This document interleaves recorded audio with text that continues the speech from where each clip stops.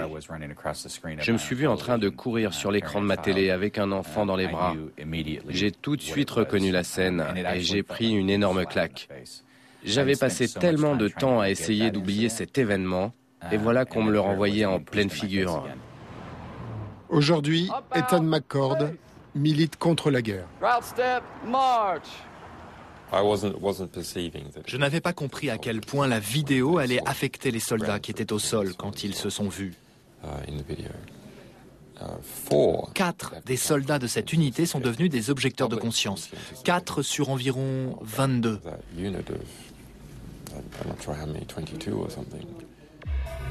À Bagdad, la famille des victimes découvre les images du carnage sur le site de Wikileaks.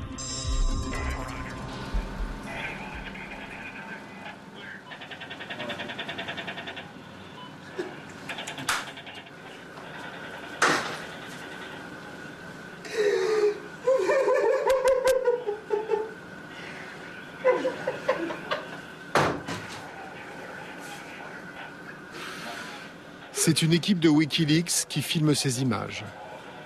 Le chauffeur de la camionnette est mort sous les balles de l'hélicoptère. C'était le père de 2 enfants. Ils ont survécu.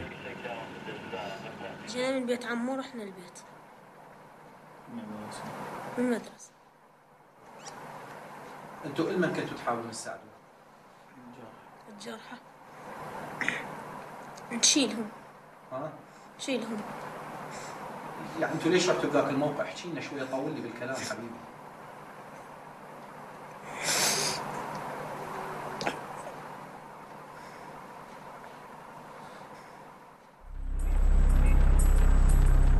Un mois après la diffusion de la vidéo, l'armée américaine va arrêter un soldat à Bagdad. Il est soupçonné d'avoir fuité la vidéo à Wikileaks. Il s'appelle Bradley Manning. Il risque 52 ans de prison pour haute trahison.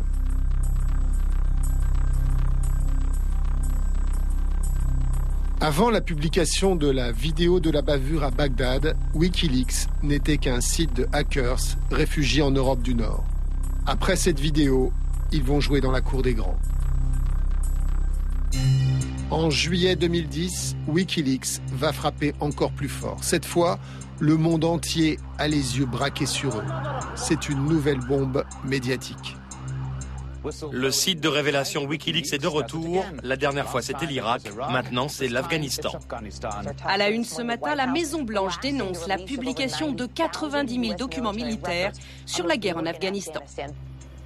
Des milliers de documents militaires racontent les bavures de la coalition en Afghanistan, notamment les bombardements sur les civils.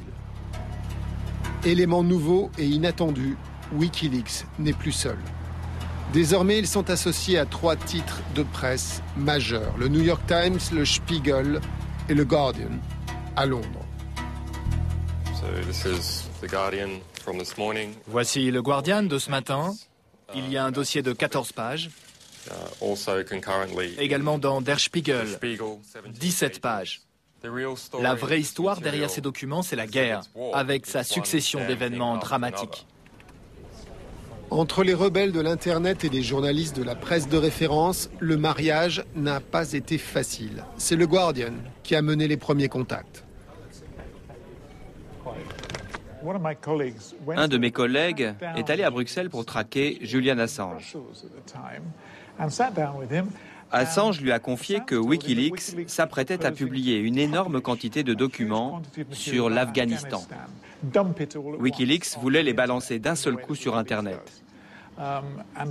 Mais on a convaincu Assange que ce n'était pas une bonne idée, que ce serait bien mieux qu'il laisse des journaux de référence comme nous voir les documents pour les étudier. Mais le leader de Wikileaks n'aime pas trop qu'on lui vole la vedette. Le Guardian aime bien s'attribuer plus de mérite qu'il n'en a vraiment. Ils ont fait un très bon boulot et publié 14 pages. Ce n'est pas le Guardian qui nous a convaincus de traiter avec la presse traditionnelle. On fait ça depuis des années. Les gens du Guardian nous ont dit qu'ils ont dû vous convaincre de travailler avec la presse traditionnelle. Totalement faux. Wikileaks se présente comme un groupe issu de la contre-culture, une alternative à la presse traditionnelle. Ils se voyaient plutôt comme des hackers. Leur idéologie visait à renverser le capitalisme, je crois. Maintenant, ils se définissent plutôt comme des éditeurs. Sur l'argent, en tout cas, les deux hommes sont tombés très vite d'accord. Ils vous ont vendu les documents ? Non, absolument pas. Il n'a jamais été question d'argent. Pour analyser les documents obtenus par Wikileaks, des journalistes vont venir à Londres, des États-Unis et d'Allemagne.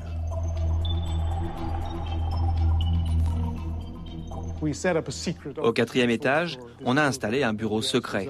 Personne n'avait le droit d'entrer. On appelait ça le bunker international, la salle de guerre. On a beaucoup travaillé pour décoder ces documents. Certains d'entre eux étaient écrits dans un jargon militaire presque incompréhensible, plein d'abréviations et d'acronymes.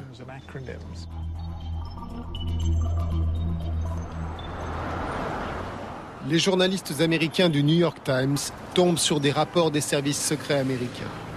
Là, noir sur blanc, est écrit ce qui jusqu'alors n'était qu'une rumeur. Le Pakistan, le meilleur allié de l'Amérique, est en fait sur le terrain son pire ennemi. Une réalité qui a été soigneusement dissimulée au grand public. Une des découvertes de ces documents, c'est que les services de renseignement pakistanais, l'ISI, soutiennent certains talibans ainsi que d'autres insurgés en Afghanistan pour déstabiliser les forces occidentales. Le contenu des documents est tel que le New York Times se sent le devoir d'en parler aux plus hautes autorités à Washington. Nous sommes allés à la Maison-Blanche. On leur a dit, on a eu accès à 92 000 documents militaires secrets sur la guerre en Afghanistan. Wikileaks va les publier. Nous y avons eu accès ces dernières semaines et nous pensons que nous avons été responsables en filtrant certains passages. Nous ne les publierons pas tous. On a demandé à la Maison-Blanche, est-ce que vous avez des objections ? Il faut nous le dire tout de suite avant qu'on les publie. La Maison-Blanche a consulté le Pentagone et la CIA. Ils ne nous ont demandé que des changements mineurs. Now, here's your Pentagon Channel report. Le secrétaire à la Défense Robert Gates et le chef d'état-major des armées des États-Unis s'expriment sur l'affaire Wikileaks. À la publication, le Pentagone réagit très violemment contre Wikileaks. Il les accuse d'avoir balancé les noms des collaborateurs des troupes américaines. Les conséquences sur le champ de bataille après la publication de ces documents sont potentiellement graves et dangereuses. Monsieur Assange peut dire ce qu'il veut sur l'intérêt général que lui et ses sources pensent se servir. La vérité demeure qu'ils ont déjà peut-être sur les mains le sang d'un jeune soldat ou d'une famille afghane. En Afghanistan comme en Irak, l'armée américaine a recours aux services de traducteurs et de guides locaux. Aux yeux des insurgés, ces hommes sont des traîtres. Pour éviter d'être reconnus, ils sortent masqués pendant les opérations aux côtés des militaires américains. C'est bien sûr malheureux d'avoir publié des noms sur notre site. Mais le Pentagone a exagéré de façon dramatique et ridicule en disant que Wikileaks avait du sang sur les mains. Venant de la part d'une organisation dont on peut dire qu'elle a justement pas mal de sang sur les mains, c'est plutôt hypocrite. Pour l'instant, personne n'a souffert après nos révélations. Julian Assange se sent parfois dans la peau d'un ennemi d'État. Il y a des infos qui disent qu'il y a 120 personnes sous les ordres d'un général, en dehors du Pentagone, qui enquêtent en permanence sur nous. Les services de renseignement de l'armée et du FBI parlent d'une Wikileaks War Room. Il y a en ce moment aux États-Unis des projets de me poursuivre, moi et d'autres, pour espionnage. Assange, le visage de Wikileaks, est un semi-fugitif. C'est aussi une semi-star. La presse du monde entier se passionne pour lui. Il donne des conférences sur le nouveau journalisme devant des parterres de fans. En septembre 2010, sa célébrité va lui jouer un tour. Après une dispute amoureuse avec 2 de ses fiancées suédoises, il se retrouve sous enquête judiciaire pour viol et agression sexuelle. Une procédure d'abord annulée par un premier juge, puis rétablie par un second. Assange peut voyager, ne va pas en prison, mais rançon de la gloire, désormais toute la planète est au courant de ses déboires.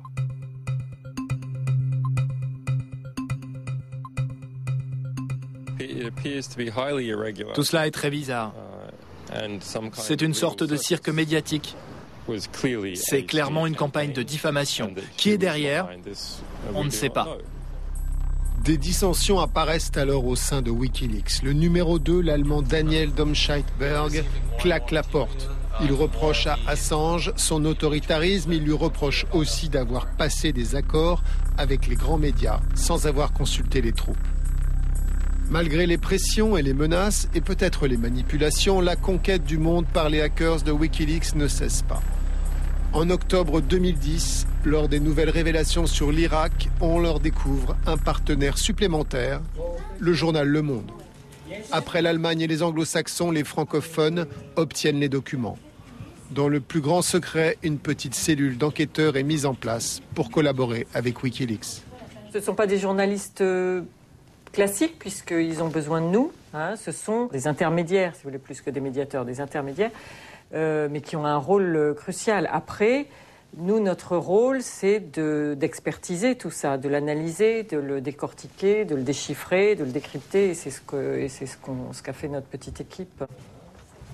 Les 2 spécialistes de l'Irak se sont plongés dans les documents de Wikileaks. Ils en ont mesuré la force, mais aussi les limites, car ces rapports des soldats américains sur la guerre au quotidien sont parfois approximatifs ou incomplets. Tout doit être vérifié. Voilà. C'est vraiment la banalité du mal d'une occupation militaire d'un pays, quel qu'il soit. La limite du document Wikileaks, c'est que dans la plupart de ces dépêches, les soldats mentent aussi. Ils transforment leur rapport de mission. Ça ne s'est pas passé comme ça. Donc ça, c'est la grande limite de ces rapports, c'est que ça montre le quotidien vu par les soldats, mais ça ne montre pas la vérité toujours de la guerre d'Irak. Donc il faut relativiser un peu ce qu'on trouve là-dedans. Il y a beaucoup de manques, il manque beaucoup de choses, malheureusement. Mais peut-être qu'il y aura une deuxième livraison. Les hommes de Wikileaks affirment bel et bien encore disposer de nombreux documents sur la guerre.